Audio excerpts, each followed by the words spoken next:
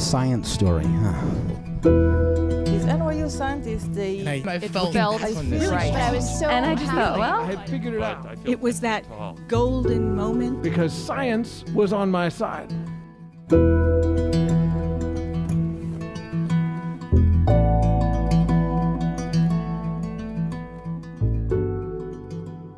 Hey everybody, welcome to the Story Collider, where we bring you true personal stories about science. I am your host, Erin Barker, and this week we're presenting stories about silence. Speaking of silence, sadly there is no Liz here on the podcast with me this week, as she is on her way to Boise State in Idaho to lead a workshop. Our loss is Boise's gain, but she has left some research here for me. She's like my research fairy. She just slips papers under my pillow while I sleep at night. But when we talk about silence, she tells me that there's a really well-established theory that's relevant to this topic. It's called the spiral of silence, which sounds a little ominous, like a Bond villain's secret weapon or something. But basically what it says is that people are always judging whether an opinion that they hold is common or rare. So if I have an opinion about something that carries some moral weight to it, something that's important, and I feel like you disagree with me, I might be more likely to hold my tongue or not say what I mean. But when everybody's doing it, it means everyone's staying silent. Everyone's assumption of what public opinion actually looks like gets warped because they're not hearing those dissenting viewpoints. So it creates this sort of oppressive silence. Of course, there are different kinds of silence. Silence can be positive, it can be necessary or unavoidable. Our first story today takes a different, perhaps more literal approach to silence. Our first story is from Kambri Crews. It was recorded in September 2019 at Caveat in New York City. The theme that night was role models.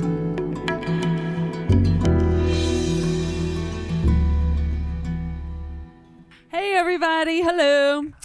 Hi, so before I tell my story, I would love to give you guys a fun little fact, a little bit of trivia, I guess.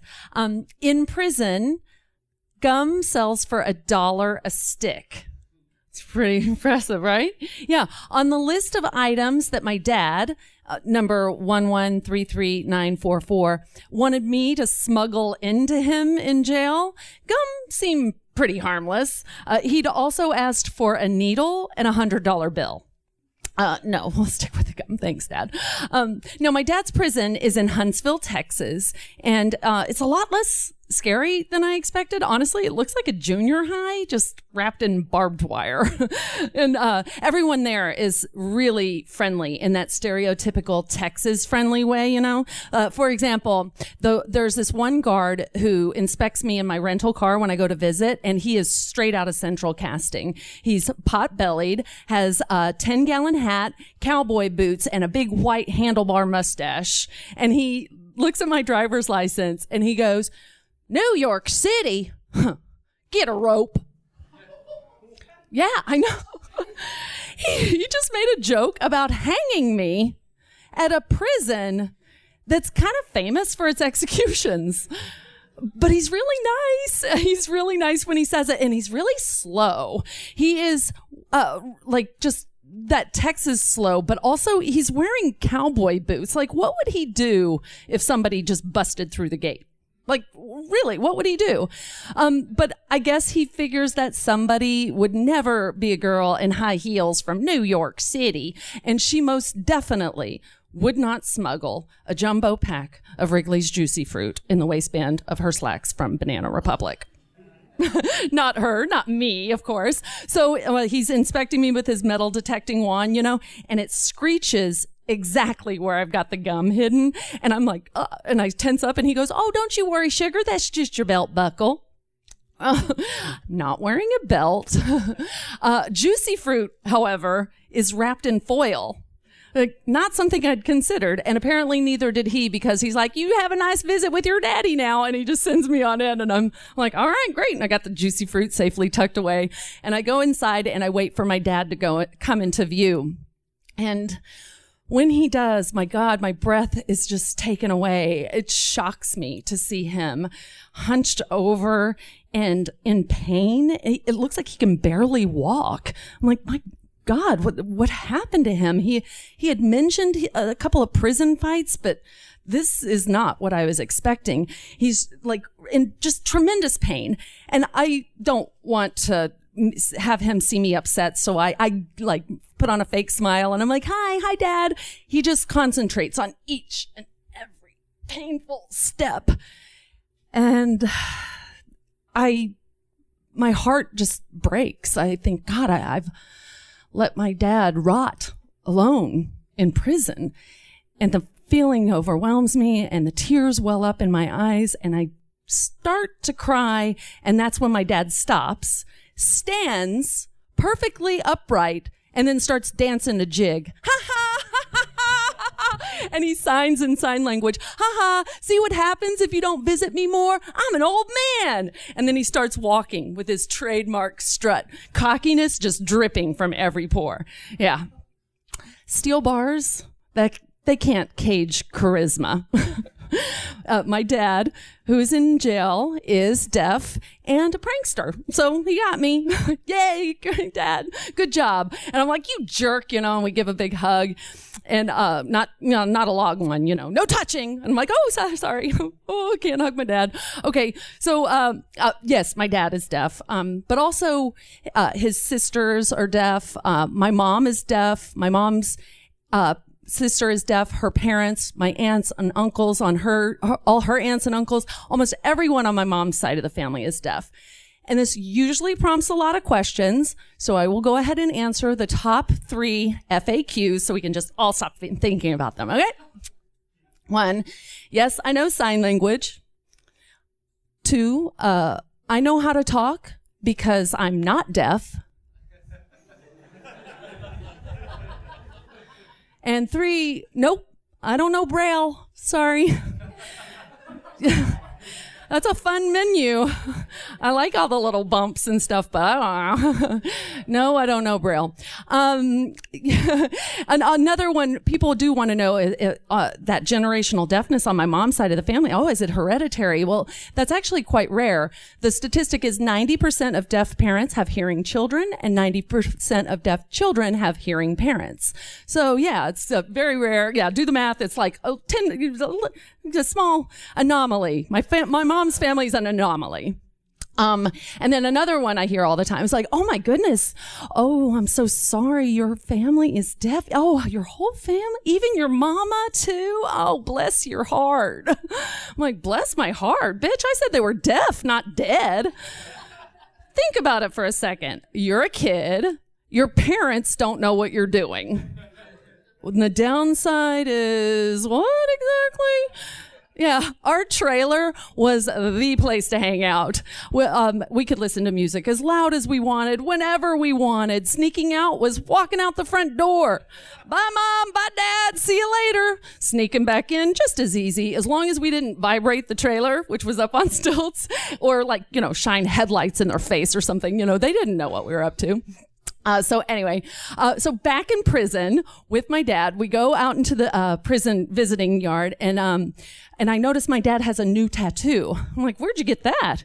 He says, oh, a boy in the textile mill gave it to me for my 60th birthday. Oh, really? It's a Tasmanian devil with his tongue sticking out, doing the I love you signs. Ugh. I'm like, oh my God, real mature. I guess his decisions, he's in jail, so he didn't have good decision-making qualities, I guess. But I'm like, oh, but speaking of birthdays, I have a surprise for you. I have gum. And he's like, give me. I'm like, oh, Dad, calm down. I look around to make sure the coast is clear, and I slowly pull it out of my waistband, and he just rips it out of my hand, tears it open, and starts chomping on a piece of gum with his remaining front teeth, his back teeth having been knocked out from those aforementioned prison fights, but also the dental system in prison isn't, top-notch like they all advertise. So he looks like a cow chewing cud. He's like, yeah, and it only takes a couple of nyas for the taste to overwhelm him. He hasn't had gum in years, and he closes his eyes and he leans back and he puts his arms out like he's praising Jesus. He's like, ooh, long time. Wow, tastes different. long time, I guess.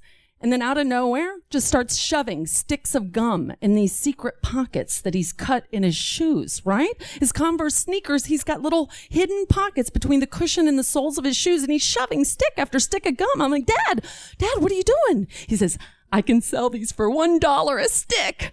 Oh my God, what? Yeah, he starts shoving sticks after stick of gum in his other shoe, and he's being really obvious about it. Doesn't seem to care if anyone is noticing.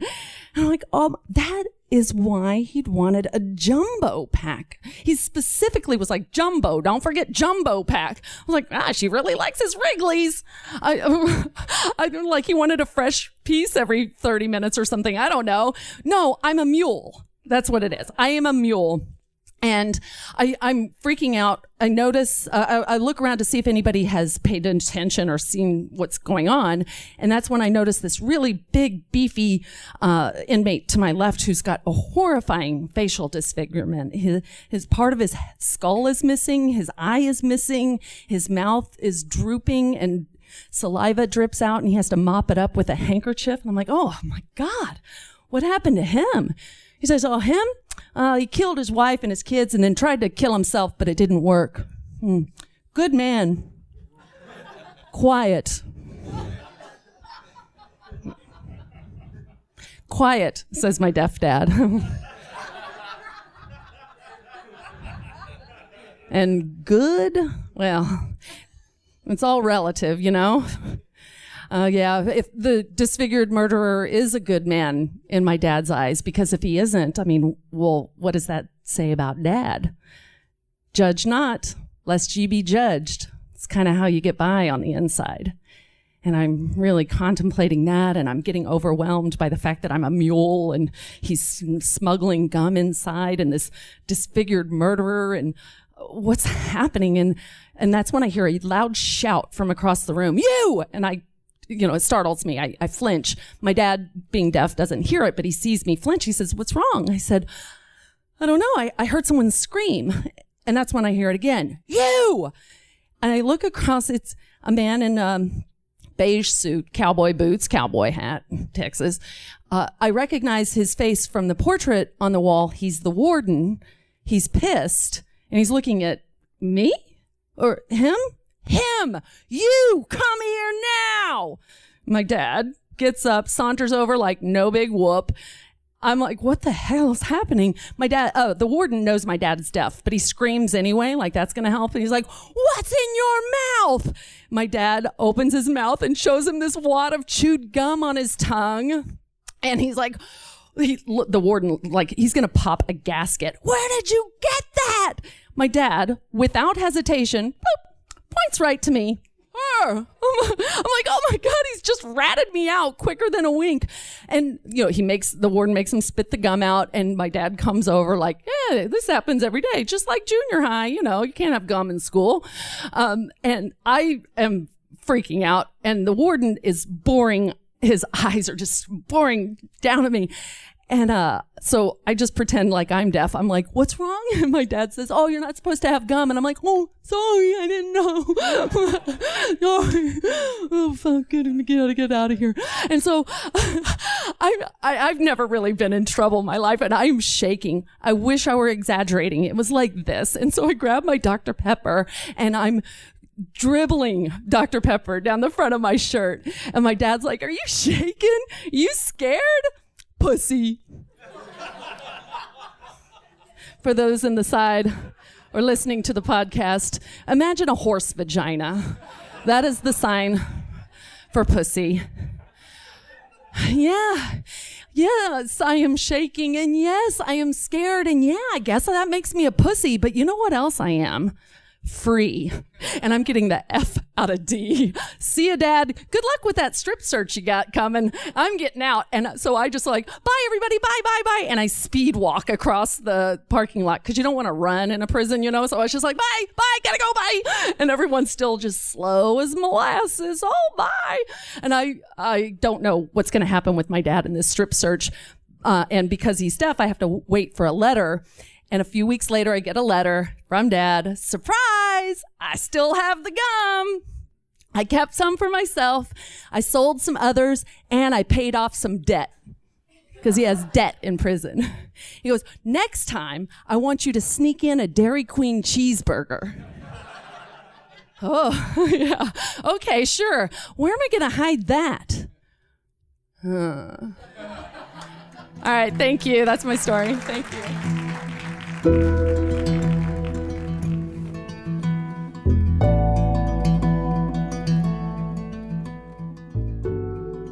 That was Kambri Crews. Kambri is a renowned storyteller and the author of the critically acclaimed and New York Times bestselling memoir, Burn Down the Ground.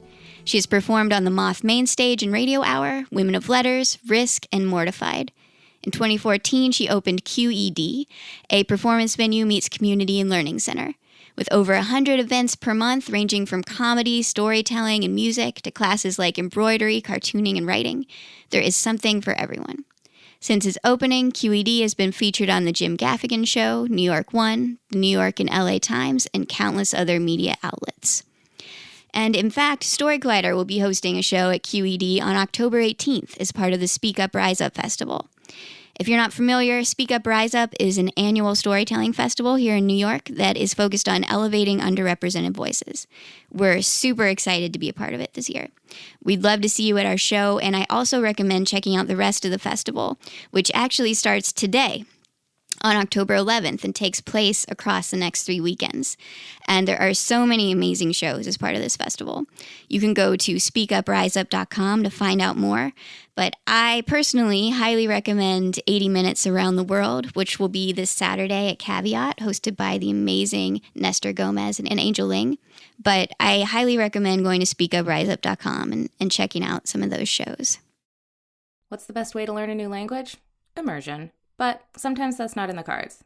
But you can still learn a language the second best way, and that's with Babbel.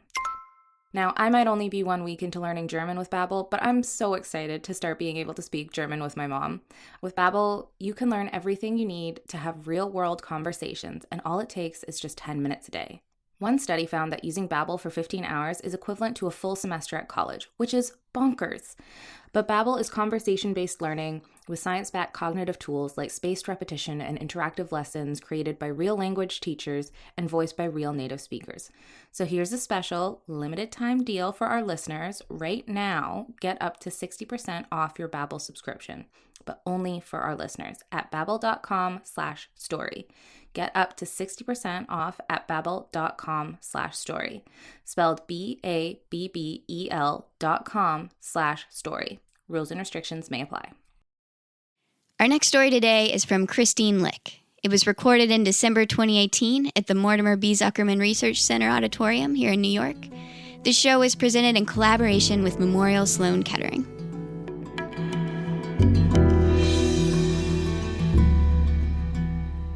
I'm the youngest of her 4 children. She was concerned about the fact that I would be starting kindergarten. She was worried about having an empty nest long before empty nest syndrome was even a thing.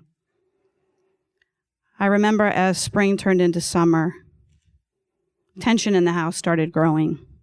There was a lot of whispering, secret conversations, discussions happening behind closed doors. At some point, my parents sat me down and explained that she needed an operation. Beyond who would care for me in her absence, my father made it clear that questions were not welcome. I was to listen to my brothers and sister and be on my best behavior while my mother recovered. She came home in bandages all over her chest. She was frail and devastated.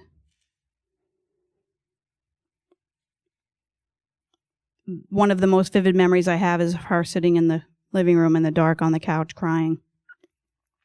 She was sobbing.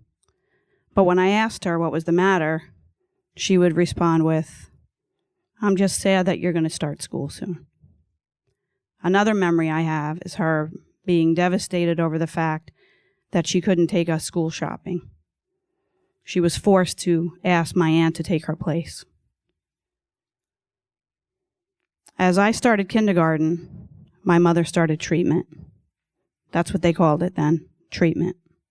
but every now and again I'd hear someone refer to it as chemo. My mother didn't drive, so she was forced to have others take her. Her cousin Josephine was my favorite chauffeur. She would spend time playing with me during the hours that my mother spent receiving her treatment.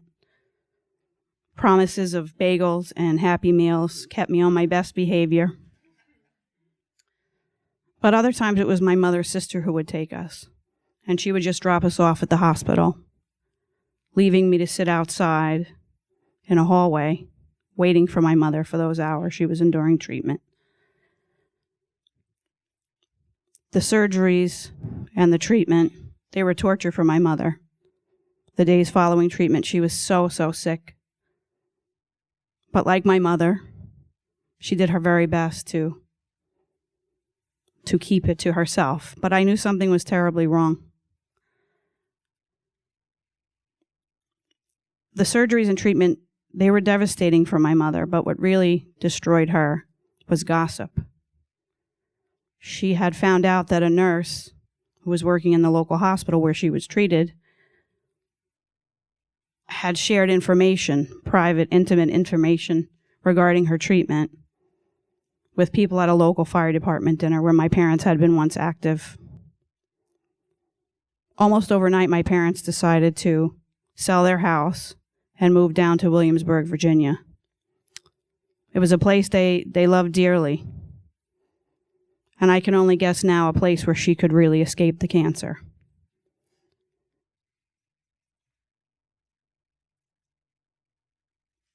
Friends and family were told that she was in remission. We moved and started a new life. On June 25th, 1983, as the sun set, my sister and I were running around the house playing tag when my father and my brother pulled up.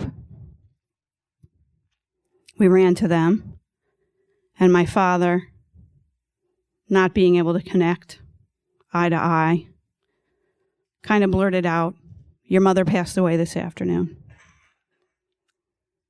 Not really understanding, I looked and I asked him, "When is Mommy coming home?" He couldn't look back. He couldn't respond, so it was my brother, Kevin, who looked at me and said, "Mommy isn't ever coming home. She died." Kevin took us in his room to talk, to console us, as he often did, and my father made phone calls and arrangements. We were to move back to New York immediately. I had never heard of a wake, let alone ever been to one. I remember holding her cold hand, and every now and again I would ask my father to lift me so I could kiss her gently on the cheek. I held it together pretty well for a kid until the morning of her funeral, when the funeral director closed the coffin. It was in that moment I realized the finality, that I would never see my mother again, that I would never hold her hand or kiss her cheek. The years after my mother died, my siblings and I tried to piece together the mystery that surrounded her illness. And as a teenager, I found her death certificate. I can't say that I was shocked when I found out it was breast cancer. I was angry that they hadn't shared the truth with us, but another part of me understood. See, this was 1983. Breast cancer wasn't about pink ribbons. It was about stigma and shame. And I understood why my mother might have wanted to keep it close, going back to that gossip and that shame and that devastation that she felt when people were talking about intimate details of her body. If anything good was to come of that, it was that I was vigilant in my screenings. Since age 25, I had endured mammograms that turned into ultrasounds, that turned into biopsies, that ultimately turned into nothing. So in August 2013, when I was nursing my then 10-month-old daughter and found a lump, I wasn't particularly alarmed. My OBGYN didn't hesitate, given my mother's history, and he ordered the mammogram. And again, I thought this is just something that's going to turn into a sonogram, that's going to turn into a biopsy, that's going to turn into nothing. Except it was something. I called my wife and explained to her that they think it's cancer. She hurried to the breast imaging center. She made arrangements for my sister to take care of the baby. As I consented to the biopsy, the nurse asked me, how old was she when she was diagnosed? I quickly did the math in my head. She was 38. I was 38. I slowly choked back the tears, but came apart when I realized that I was going to die. She had died, and I was going to do to my child just as she had done to me. Except what's worse, my daughter won't even remember me.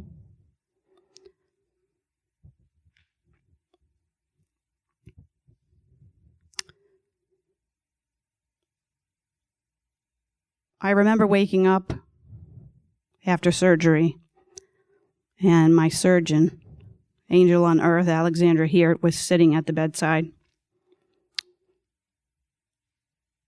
She wasn't who I expected to see. So I knew it was bad news. And she explained that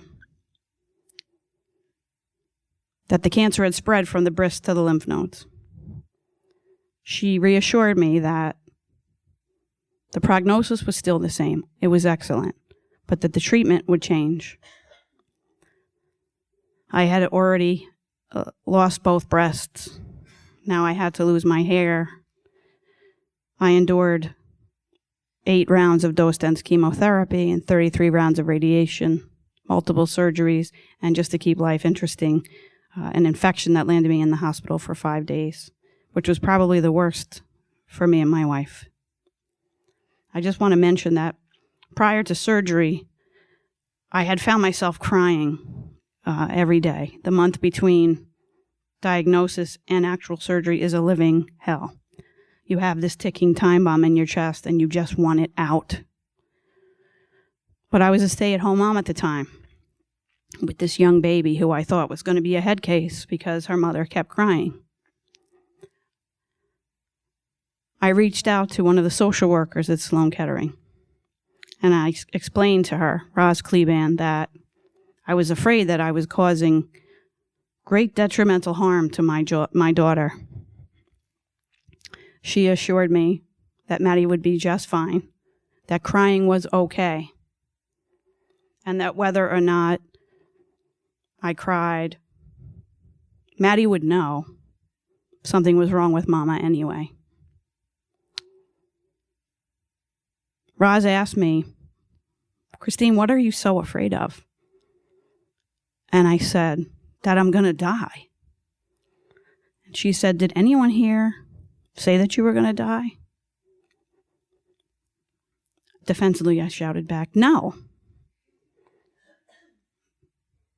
And she said, then stop living as if you are. That phone call with Roz changed everything. As she reminded me, it was my experience, my story. I was not her, and Maddie was not me. I became the author of my own life. None of it was easy, but I was blessed.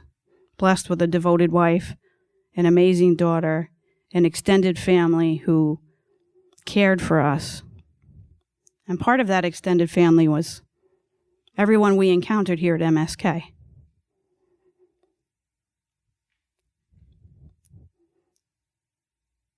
Part of what makes this difficult is that I carry the BRCA gene mutation. And so we don't know yet if my daughter carries the same mutation that killed my mother and caused my cancer. So we have devised a plan with the social workers here at Sloan Kettering to discuss with Maddie openly and honestly with age-appropriate dialogue, how to cope with me having been diagnosed, lived through, and surviving cancer. Maddie's a pretty bright 6-year-old, and she asks some challenging questions. Lately, she's been asking, well, how'd you get cancer in the first place? I explained that I have a naughty gene that doesn't work the way that it normally does in most people, and it doesn't fight breast cancer effectively. And more recently, she asked me, do I have that naughty gene? And I responded like a punch to the gut, maybe. But I assured her that her mother and I, along with everyone here at MSK, will do our best, everything in our power to make sure that she stays healthy. I'm not sure how my mother would feel about me standing here on this stage sharing her story. I hope she's proud of me. But what I know for sure is that she'd want her granddaughter to live a long and healthy life. I'm counting on this institution, this place that collectively saved my life, to fix this naughty gene, to prevent cancer, to find a cure. We can't do that alone. We can't do that by hiding, only by doing it together, openly and honestly.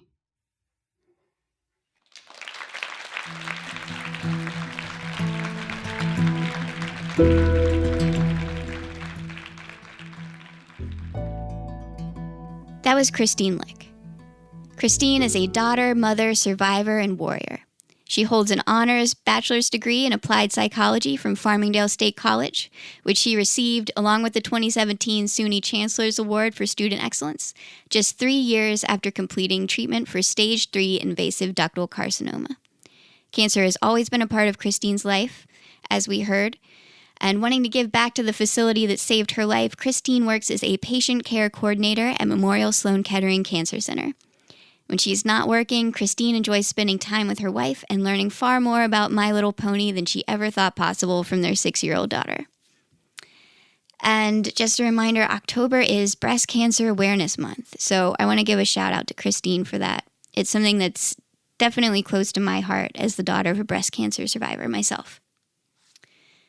The Story Collider is grateful for the support of the Tiffany & Co. Foundation and of Science Sandbox, a Simons Foundation initiative dedicated to engaging everyone with the process of science. Story Collider is led by me, Artistic Director Erin Barker, and Executive Director Liz Neely. May she return to us soon. With help from Deputy Director Nissa Greenberg, Operations Support Manager Lindsay Cooper, and the rest of our amazing team. The stories featured in today's podcast were from shows produced by me, Erin Barker, as well as Gastor Almonte and Miriam Zaringholm. The podcast is edited by our podcast team, including Zoe Saunders, Jun Chen, and Gwen Hogan. Special thanks to Caveat and Memorial Sloan Kettering for hosting these shows, and to the Quiet Car on Amtrak, and everyone who obeys the rules therein. Thanks for listening.